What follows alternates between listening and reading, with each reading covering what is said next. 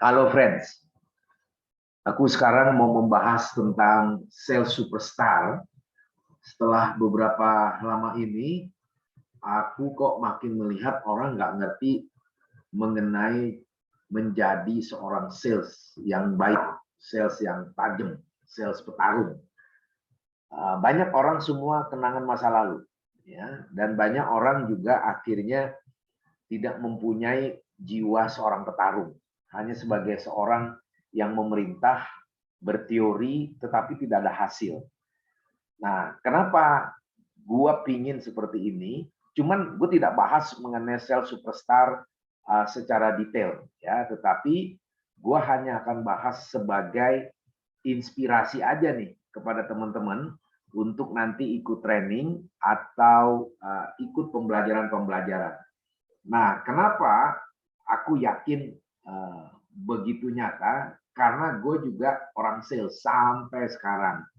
Dari dulu awal sampai jadi presiden direktur, lalu bisnis sendiri, sampai sekarang juga menjadi orang sales, marketing. Nah, kenapa seperti itu? Gue mau kasih tahu nih, orang sales kalau dia benar, dia menjadi presiden direktur yang tajam. Jadi bukan hanya duduk manis perintah-perintah orang, gitu ya. Itu bukan seorang sales, itu pengamat. Itu hanya menjadi satu bagian dia super hebat. Karena orang sales itu adalah bagian yang sangat luar biasa dan memang tidak gampang, begitu ya.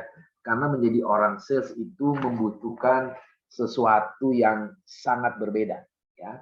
Nah, sekarang aku coba mau kasih bagian yang berikutnya, ya nih dari slide ini. Jadi seorang sales kalau dia mendapat satu tawaran produk yang dijual, dia langsung berpikir, dia langsung melihat, dan dia langsung membaca segala sesuatu. Jadi produk yang mau dijual, dia segera ambil aksi, baca opportunity-nya. Jadi opportunity ini bisa gue terima nggak nih? Opportunity ini, produk ini bisa gue jual nggak? Dari opportunity ini, kalau gue sudah lihat secara singkat, berarti gue harus analisa. Ya, gue tanya mana brosurnya. Produknya ada nggak? Ada yang bisa dipegang, ada yang nggak bisa dipegang. Apalagi kalau consumer goods bisa dipegang. Tapi kalau engineering nggak selalu bisa dipegang. Ya, seperti gue selama ini consumer goods, sekarang jual produk tentang virus protector, harganya kurang lebih hampir 20 juta, hampir 20 juta. Tapi bisa jual tuh, dan nggak ada produk pertama kali. Yang ada apa ya itu. Jadi gue dikasih tahu, ditawarin, produknya nggak dikasih, hanya dikasih gambar dan dilihat tesnya secara singkat oleh prinsipalnya. Lalu gue berunding dengan partner, lalu gue baca opportunity-nya. Oh bisa. Jadi kalau bisa, gue bergerak. Sudah dapat produk knowledge, produknya nggak ada loh, produk knowledge-nya ada, langsung gue lihat orang siapa yang gue kejar pertama kali. Itu teman-teman. Jadi yang namanya sales sejati, dia lihat potensi produknya, dia lihat kualitas produknya, dia lihat kira-kira gue harus pergi ke siapa. At least dalam 1 bulan gue bisa jual 5. Kalau itu bisa laku, bahkan jelek lah 1 gitu ya. Kita harus evaluasi lagi, yang salah produknya, yang salah harganya, yang salah situasinya, yang salah guanya, atau yang salah apa gitu. Jadi kita langsung terjun ke pasar. Jangan cari alasan, bukan tunggu-tunggu, oh nanti begini, ini gimana, itu bukan orang sales. Orang sales itu ada jiwa yang dia menjadi seorang entrepreneur. Jadi seorang sales selalu berpikir catch the moment.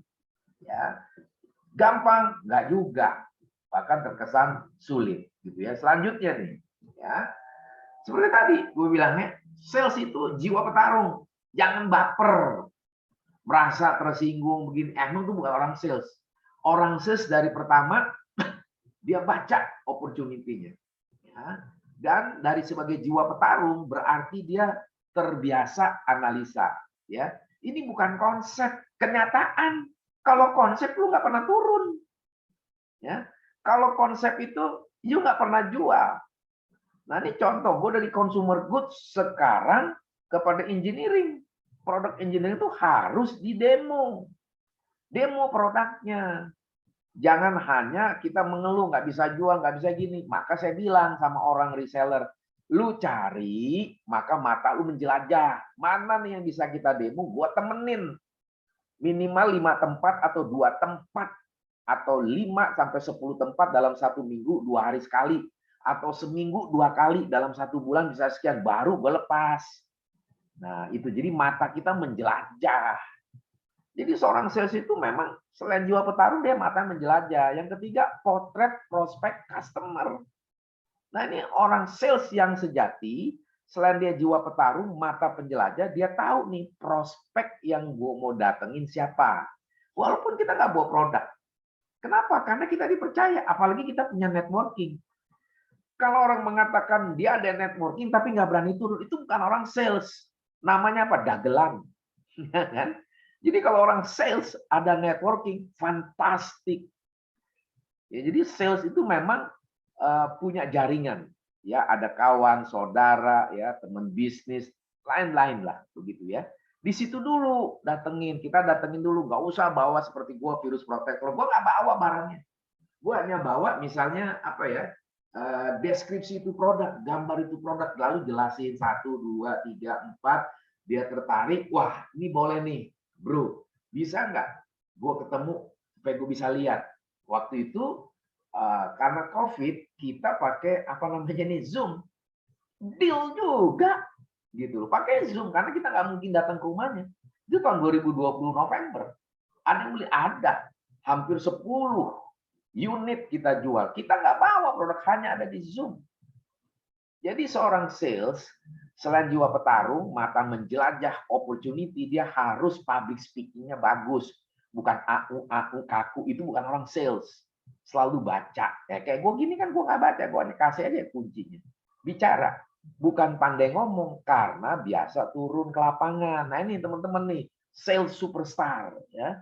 Sales superstar itu seperti Cristiano Ronaldo. Aktif menjelajah lapangan.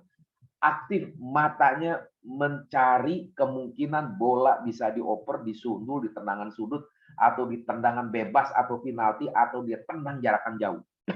Itulah jiwa sales. Jadi bukan fasilitas.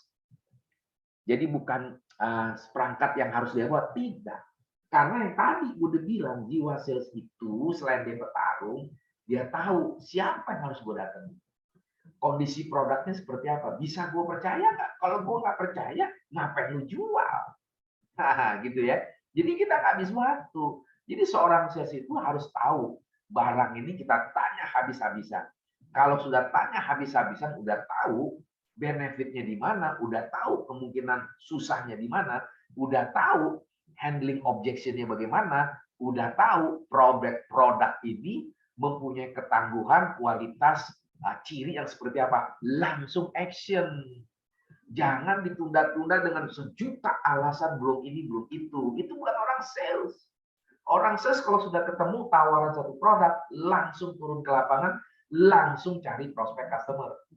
Itu yang saya sebut potret prospek customer.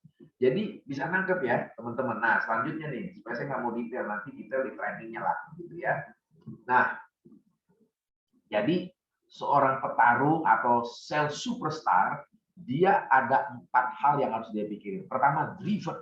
Ya, jadi satu produk yang sudah ditawarkan dan dia dikasih briefing, dikasih produk knowledge, dikasih apalagi namanya ya, brosur, tapi produk nyatanya belum ada karena bukan consumer goods. Kalau yang namanya produk engineering itu lebih sulit ya. Ada sensitivitasnya, dan yang dipentingkan itu kecerdasannya. Nah, ini beda nih, teman-teman. Jadi, kalau mesin yang saya bawa itu virus protektor, bisa laku begitu banyak, kita nggak selalu bawa. Pertama, kita nggak bawa barang. Nggak ada kita, karena masih baru dan COVID. Jadi mana? Karena saya punya banyak jejaring, dikenal sama orang atau saudara, kita telepon, mau nggak? Oh boleh, harganya berapa? Oh mahal. Kenapa mahal? Begini, begini, begini, begini, begini. Oh, kalau nanti ini bagaimana? Begini, begini. Semuanya dijelasin dulu. Saya sudah punya satu planning, rencana itu dalam 1 bulan, misalnya 100 orang yang harus kita datengin. Ya itulah, kayak Yang namanya Omicron, kayak Delta, dia agresif, cari mangsa, agresif, progresif, and planning strictly. Jadi, bukannya diam-diam, tiong-tiong, itu bukan orang sales. Pengamat, kalau seperti itu. Ya, nggak usah banyak alasan. Maka, yang pertama, yang namanya superstar sales itu driven. Ya, jadi orang yang langsung bergerak, langsung bertarung. Kedua, demanding, dia nuntut dirinya supaya dia bisa menjual ke semua aspek kepada orang yang akan mendengarkan pikiran dia. Yang ketiga, dia punya deadline. Orang yang sama, gue udah ketemu berapa kali, gue harus putusin dalam diri gue, Uber, bagaimana progresnya, bagaimana kondisinya, paling lama sebulan. Kalau nggak bisa, mulai kita squeeze.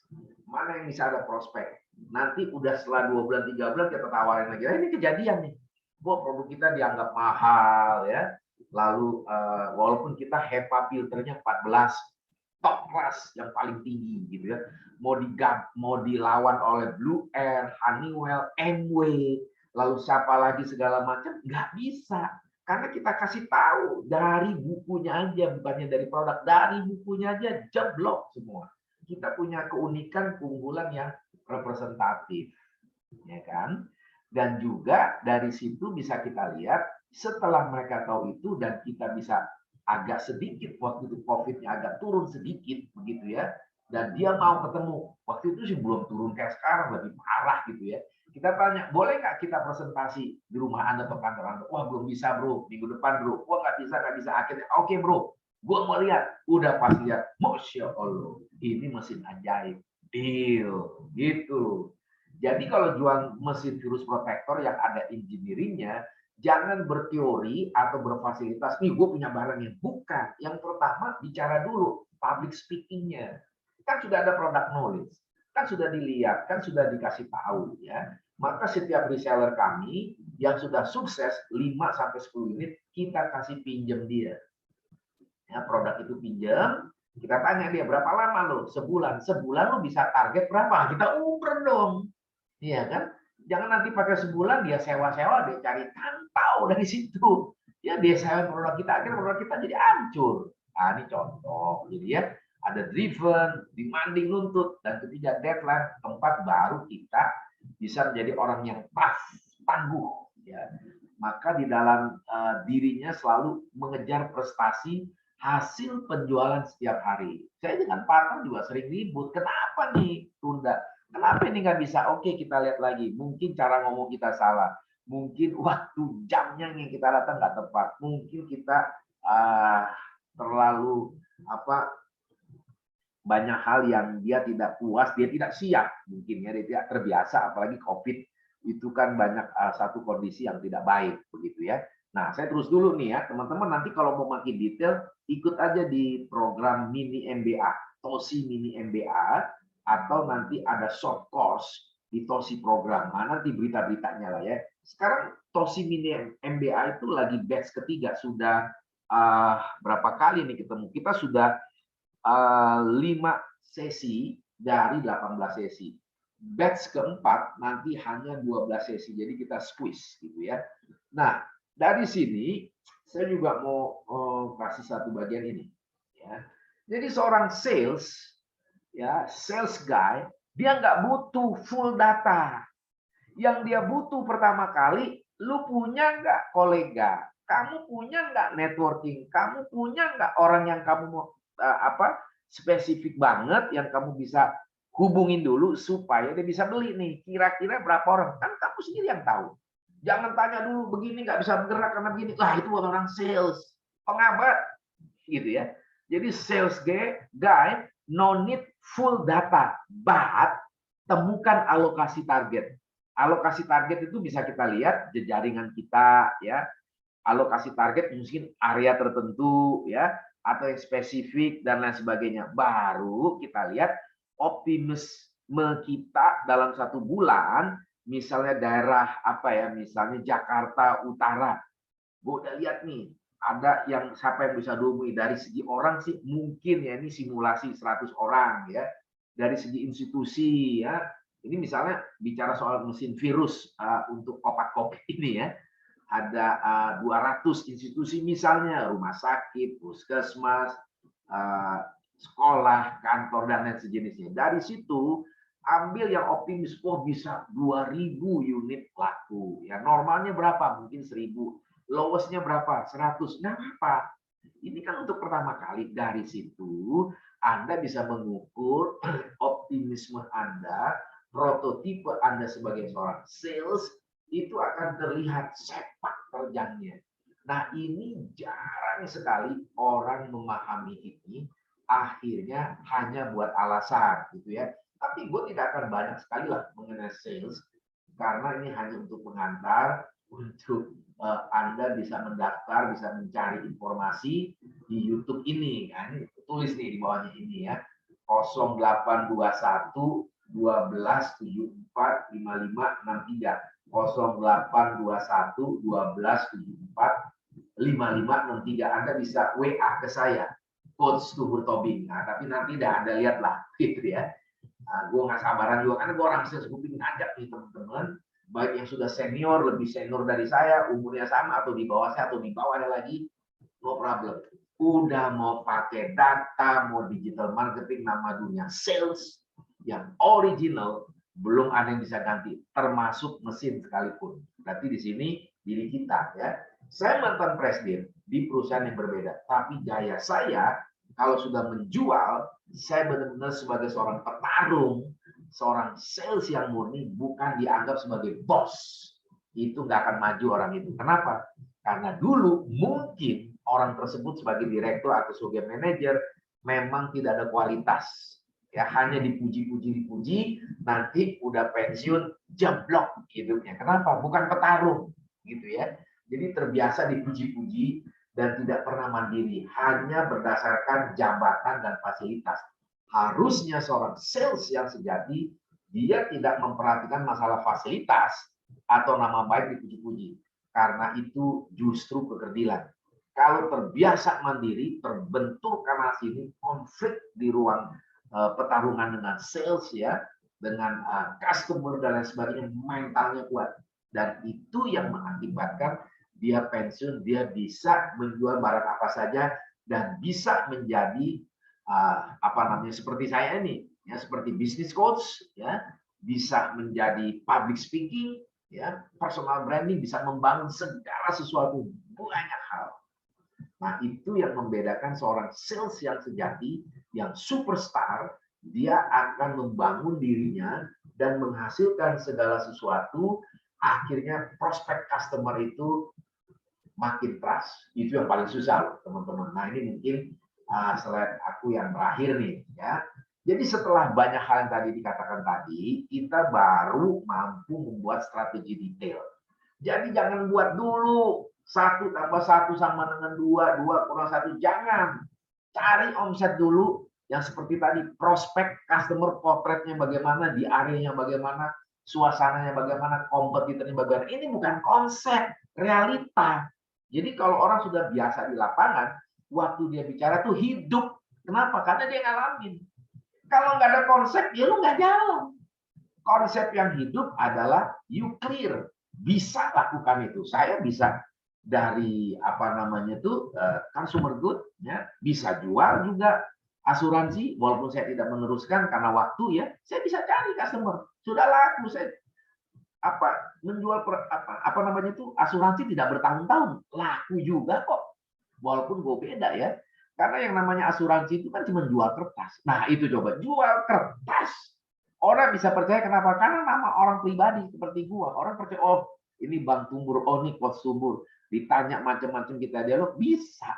Gitu. Ya, asuransi kebanyakan dia sudah ada, belum mau ganti dulu. Jadi kita perlu sadar. Atau misalnya kayak saya itu, mereka potret customer saya udah gede-gede, dia sudah ada, jadi dia nggak perlu lagi. Nggak apa-apa kita tunggu, tapi kemudian saya tidak meneruskan lagi, saya fokus kepada yang lain yang sesuai dengan kebutuhan apa yang saya cari gitu ya.